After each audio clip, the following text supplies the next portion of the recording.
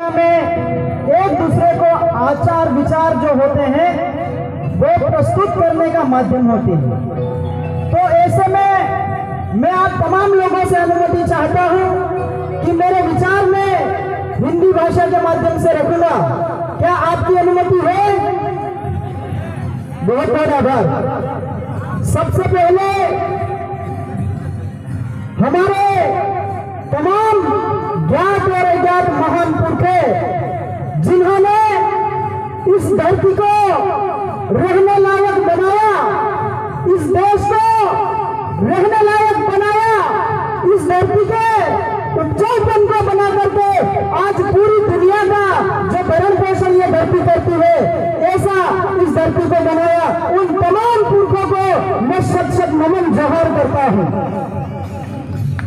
साथ ही इस सतपुड़ा के आप आदिवासी बाशिंदों को मैं लाख लाख जोहर उलगुलाम जिंदाबाद पेश करता हूं कि आपने इस तरीके का ये जो कार्यक्रम आयोजित किया और हम देख रहे हैं लगातार आप जिस ऊर्जा के साथ यहाँ पर बैठे हैं, एक बार जोरदार तालियां खुद के लिए बजा दी।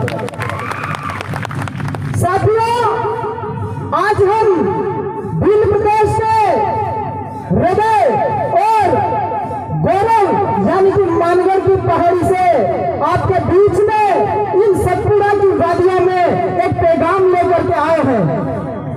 साथियों, हम आपसे यह कहने आए हैं कि जितने भी हमारे आदिवासियों के अधिकार, और मैं तो खाली अधिकार नहीं कहूंगा, विशेषाधिकार कहूंगा, क्योंकि इस देश में अधिकार तो नागरिकों को है, अधिकार नागरिकों को है, लेकिन मालिकों को क्या होता है? विशेषाधिकार होता है। और वही विशेषाधिकार 5वीं 6वीं अनुसूची 244(1) रूढ़िगत ग्राम सभा का जो अधिकार हमारा है, वो हमारे सारे विशेषाधिकार है।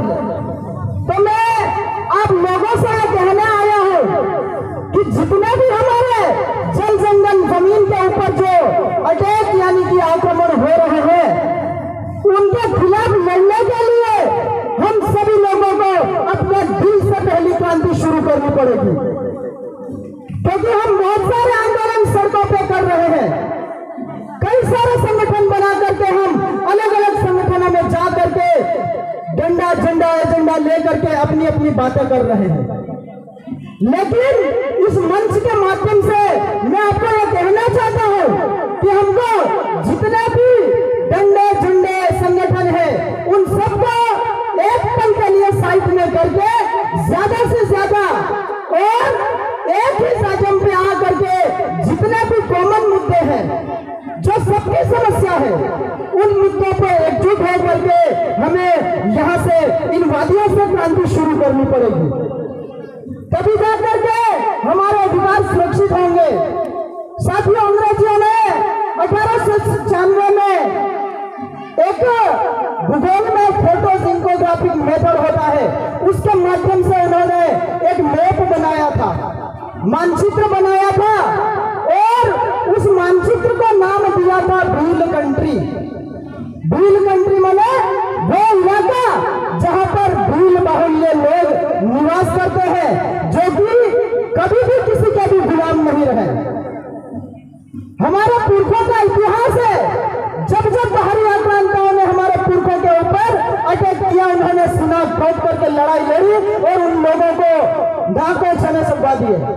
लेकिन कुछ लोग हमारे इस देश के इतिहास में उन पुरखों को कहीं न कहीं साइड में कर दिया।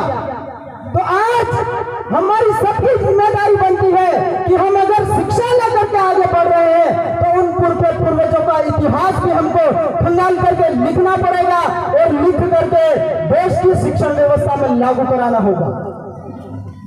जब जब हम स्कूल कॉलेजों में जाते हैं, तो वहां जाकर के जब हम मुगलों का आक्रमण पढ़ते हैं, आर्यों का आक्रमण पढ़ते हैं, अरबों का आक्रमण पढ़ते हैं, जितनी भी बाहर से आई हुई जातियों के आक्रमण पढ़ते हैं, उसमें हमारे भील आदिवासियों ने जिस वीरता के साथ लड़ाई लड़ी, उसका जिक्र नहीं है।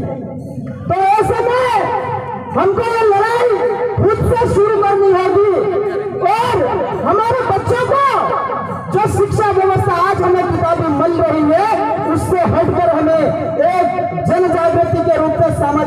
देने की जरूरत है, क्योंकि जो शिक्षा हमें आज शिक्षा व्यवस्था के तहत मिल रही है वो हमें सिर्फ नौकर बनाती है, मालिक बनने का अधिकार वो शिक्षा हमको नहीं दे रही है। ऐसे में हमें अपनी शिक्षा, हमारे पूर्वजों की जो शिक्षा थी, जयपाल सिंह जी मुंडा ने कहा था कि तुम लोकतंत्र की परिभाषा हमारे आदिवासियों को क्या सिखाते हो, जबकि लोकतंत्र तुमको हमारे लोगों से सीखना होगा। तो वो जो हमारे मौलिक शिक्षाएं थी, जो सामाजिक शिक्षा थी, न्याय प्रणाली थी, जो हमारे जितने भी नियम कायदे थे, उन सबको हम भूलते आज इस आधुनिक युग की ओर बढ़ते जा रहे हैं। तो साथियों, मैं आपसे कहना चाहता हूं, ये जो यहाँ पर पास में स्टैच्यू ऑफ यूनिटी के नाम से बहुत बड़ी एक मूर्ति लगाई है, मुझे लगता है ये स्टैच्यू ऑफ यूनिटी नहीं, ये स्टैच्यू ऑफ डिस्प्लेसमेंट है।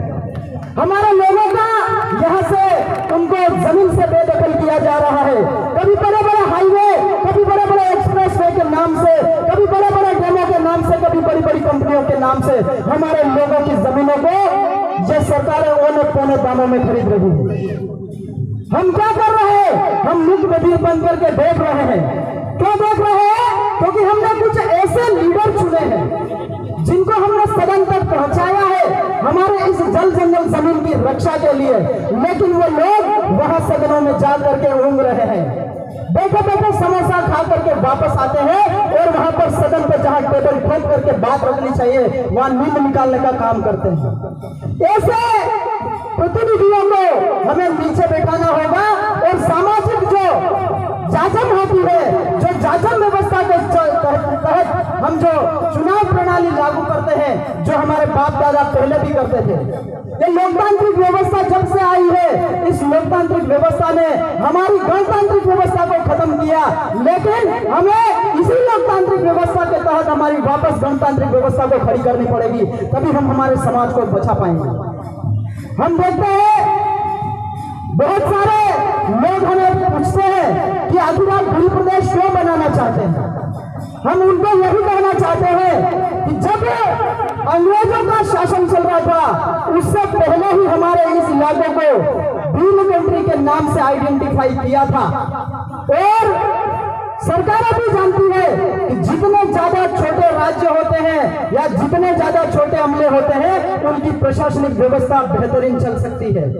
लेकिन जब हम भूमि प्रदेश की बात करते हैं तो बहुत सारे पार्टी संगठनों से जुड़े हुए लोग हमारा विरोध करते हैं। हम किसी जाति के आधार पर राज्य की मांग नहीं करते हैं। बहुत सारे लोगों ने कहा कि जाति के आधार पर मांग करते हैं, लेकिन वास्तविक में जब आप